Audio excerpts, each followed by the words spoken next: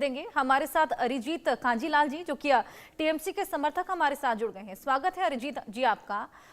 हुमायूं कबीर जो कि बाबरी मस्जिद के विध्वंस के दिन भी हमने देखा था कि कार्यकर्ताओं के साथ ईंटें लेकर पहुंच गए थे। अब आज से काम की शुरुआत होने वाली है, लेकिन इसके पीछे क्या माइंडसेट है? ये धर्म की सियासत, क्या चुनावी साल है तो इस मुद्दे को कहीं बुझाने की कोशिश है क्या?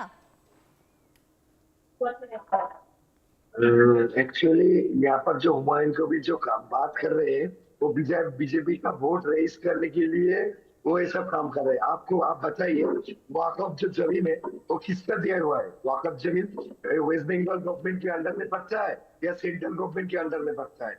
वाकफ कमेटी कौन रेस करता है, सेंट्रल गवर्नमेंट या वेस्ट बंगाल गवर्नमेंट?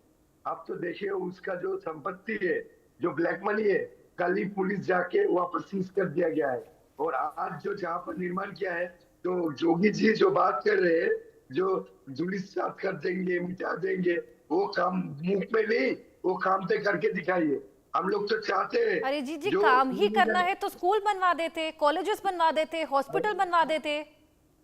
तो आप और बीजेपी मिलके हम लोग के साथ बात करेंगे तो करिए। आप मेरा जवाब आप दीजिए एंकर मैडम, वाकफ जमीन कौन सेट करता है आप बताइए।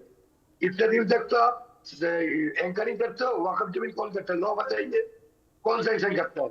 हम लोग का तृणमूल सरकार या आप लोग या जोगी जी? ये तो देखिए धार्मिक मुद्दा बनाने की कोशिश है ना। आगामी चुनाव है, अगर आपको जनता के हित में ही काम करना है तो आप एजुकेशन संस्थान बनाइए ना।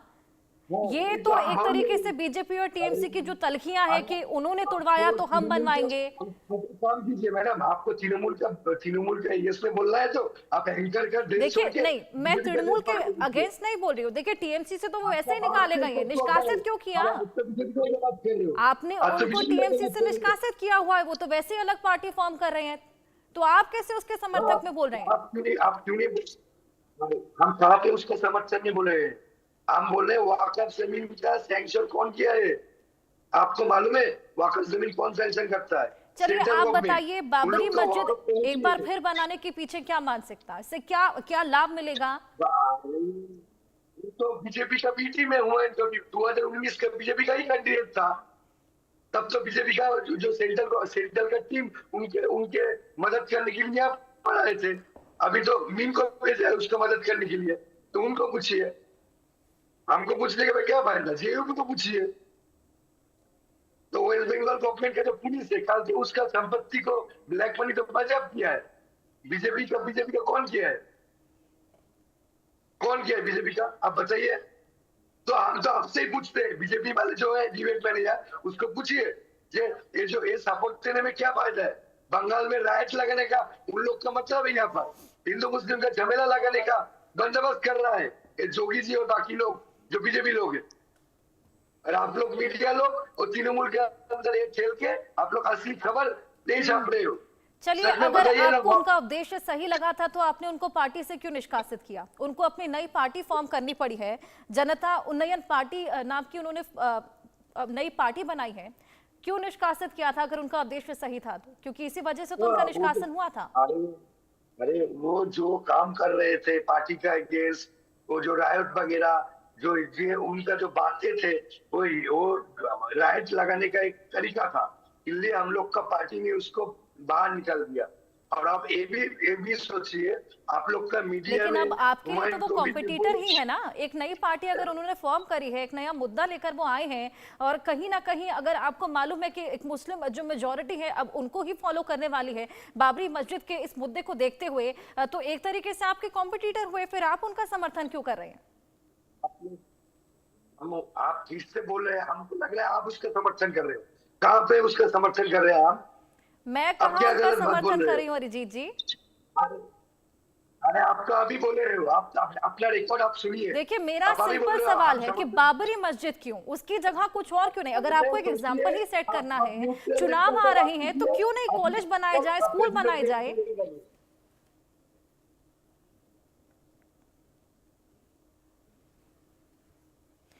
चलिए अरिजीत जी से जुड़ेंगे, लेकिन यूपी से अब हिंदू संगठनों का ये जत्था भी निकल चुका है। ये तकरार लगातार बढ़ती जा रही है। ग्राउंड जीरो से रिपोर्ट आपको लगातार दिखा रहे हैं। हुमायूं कबीर जिन्होंने नई पार्टी फॉर्म कर ली है, जनता उन्नयन पार्टी, और अब जिस तरीके से एक बार फिर यहाँ इस कामकाज की शुरुआत, बाबरी मस्जिद को बनवाने की शुरुआत, हालांकि अब उत्तर प्रदेश से भी हुकार देखने को मिली है। सीएम योगी आदित्यनाथ ने साफ कर दिया है कि ऐसा वो कतई नहीं होने देंगे। अब देखना होगा किस तरीके से ये घमासान बढ़ता हुआ नजर आता है, क्योंकि अब चुनावी साल है। लखनऊ या उत्तर प्रदेश नहीं बल्कि बंगाल का मुर्शिदाबाद है। यहाँ मैं मस्जिद बनाकर रहूंगा, अगर कोई रोकना चाहता है तो उसे सामने आकर कोशिश करें। हुमायूं कबीर ये बोलते हुए नजर आए हैं। लेकिन इसी बीच उत्तर प्रदेश के मुख्यमंत्री योगी आदित्यनाथ ने भी बाबरी मस्जिद के पुनर्निर्माण पर ये बयान दिया है, जिससे नया विवाद हालांकि खड़ा हुआ। उन्होंने कहा कि बाबरी मस्जिद कयामत तक नहीं बनेगी। इस पर पूर्व तृणमूल कांग्रेस नेता और जनता उन्नयन पार्टी प्रमुख हुमायूं कबीर ने तीखा पलटवार भी किया। देखिए, वार पलटवार का सिलसिला तक तो ठीक था, लेकिन अब ये जो धर्म की एक नई जंग सी छिड़ी हुई नजर आ रही है, जहां मुर्शिदाबाद में बाबरी मस्जिद को लेकर कुरान पढ़ी जा रही है, जिसके बाद उसके कामकाज की शुरुआत आज से ही की जाएगी। इसी बीच उत्तर प्रदेश से अब हिंदू संगठनों का एक जत्था यहां से निकल पड़ा है, जो कि इसका काम पूरा नहीं होने देगा, ये साफ कर दिया है। वहीं श्री कृष्ण जन्मभूमि संघर्ष समिति के अध्यक्ष दिनेश शर्मा ने क्या कुछ कहा इसको लेकर, आइए सुनवाएं। बाबरी मस्जिद बनाकर संपूर्ण सनातनियों का अपमान करना चाहता है। अरे तुझे मस्जिद बनानी है तो रस खान के नाम से बना, अब्दुल कलाम के नाम से बना। बाबर तो देशद्रोही था। उस सनातनी हिंदुओं के विरोधी बाबर के नाम से तू यदि मस्जिद बनाएगा तो क्या सनातनी सहन करेंगे? क्या हम हिंदुस्तानी सहन करेंगे? मेरा सभी सनातनी भाइयों से अनुरोध है कि जो भी सनातनी भाई इस हुमायूं कबीर की नाक को काटेगा, उस सनातनी हिंदू को श्री कृष्ण जन्मभूमि संघर्ष न्यास की तरफ से 21 लाख रुपए का इनाम दिया जाएगा। हम चाहते हैं कि हिंदुस्तान में शांति रहे, लेकिन हुमायूं कबीर देशद्रोही यह दंगा कराना चाहता है। यह चाहता है कि हिंदू मुसलमान आपस में लड़े, लेकिन सनातनी इसके मंसूबे को कामयाब नहीं होने देंगे। ये योगी जी और मोदी जी का शासन है। हमारे हिंदुस्तान में सनातनियों के गौरव है। मोदी जी इस व्यक्ति पर देशद्रोही की कार्रवाई करें।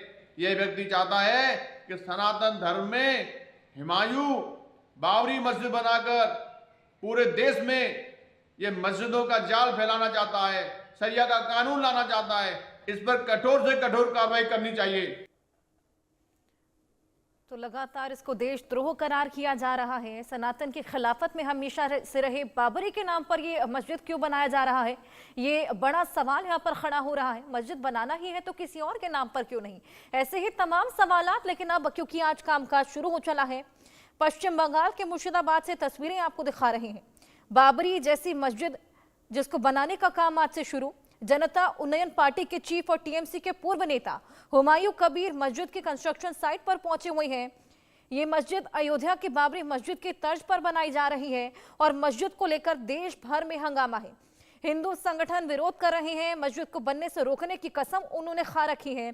इस बीच हुमायूं कबीर भी अड़ग हैं। उनका कहना है कि मस्जिद बनकर ही रहेगी। हुमायूं कबीर का कहना है कि जो लोग विरोध कर रहे हैं, मैं उनसे कहूंगा कि वो हट जाएं।